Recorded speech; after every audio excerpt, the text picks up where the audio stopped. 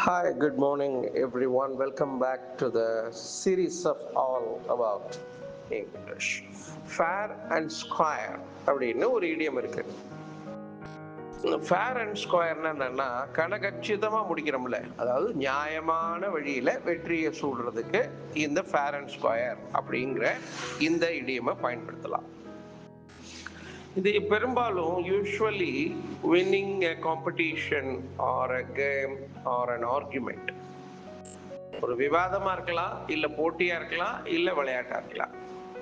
இது எப்படி இருக்கணும் அந்த வெற்றி அப்படின்னா, in an honest way, strictly according to the rules and without any cheating or unfair advantages.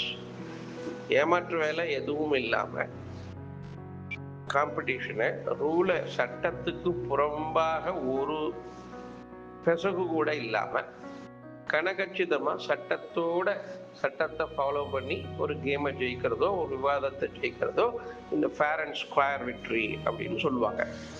உதாரணம், we followed all the rules and won the match fair and square.